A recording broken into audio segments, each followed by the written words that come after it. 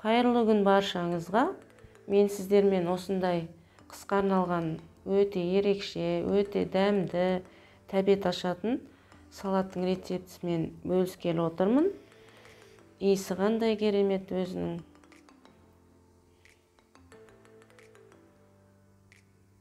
Бізге ең әуелі қызанақ, жартылай ащы бұрышымыз, сәбіз, пияз, сарымсақ, қияр, аскөгіміз қажет болады. Ең алдымен пиязымызды осылай жартылай сақиналап турайтын боламыз. Қатты жіңішке етіп турап жібермеңіздер, кішкене ірілеу етіңіздер.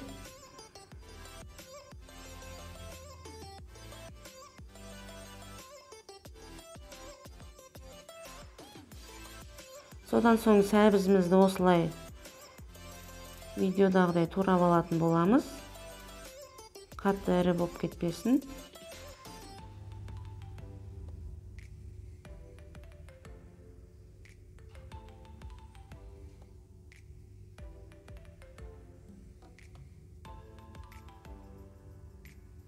Содан кейін жартылай ащы болгар бұрыштарын осылай сақиналап турап алатын боламыз. Қолдарыңызға міндетті түрде перчатка киіңіздер, өйткені қолдарыңыз ашып кетеді.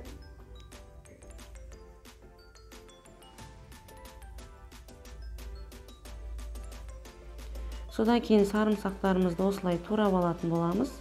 Үлкен сарымсақтар болса, ортасынан бөлсеңіздер болады.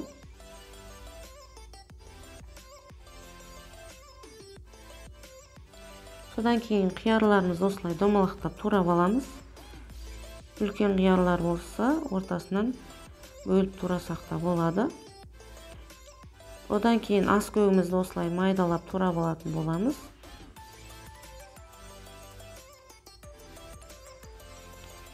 Міне қызанағымызды ет тартқыштан өткізіп алдық.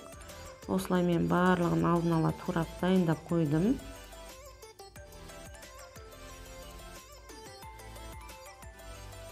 Одан кейін майымызды құйып, ыдысымызға пиязымызды салып, 5-6 минут қуырып алатын боламыз. Пиязды қатты қуырып жібермеңіздер. Одан кейін сәбізімізді 7-8 минут қуыратын боламыз.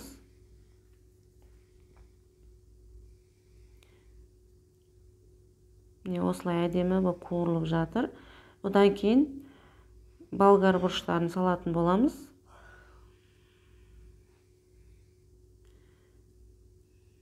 Болгар бұрыштарымызда 7-8 минут қана қуырамыз.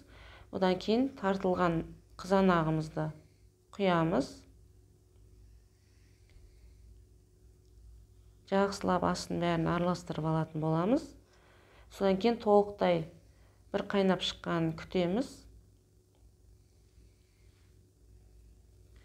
Содан соң тұзымызды, қантымызды, лавр жапырақтарын, домалақ қара бұрыштарымызды қосатын боламыз.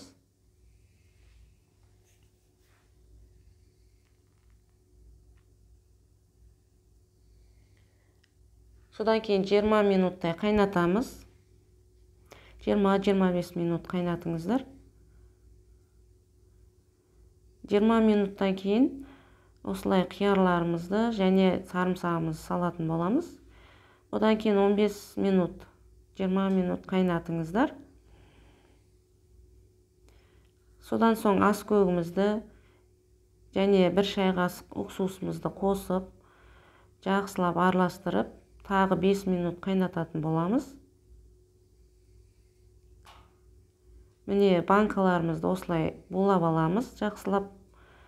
Содан кейін дайын болған салатымызды банкаларға құйып, толтырып құйыңыздар. Қақпақтарын қайнап тұрған ыстық суға бір салып алыңыздар да, осылай закрывашкалармен жаба беретін боламыз.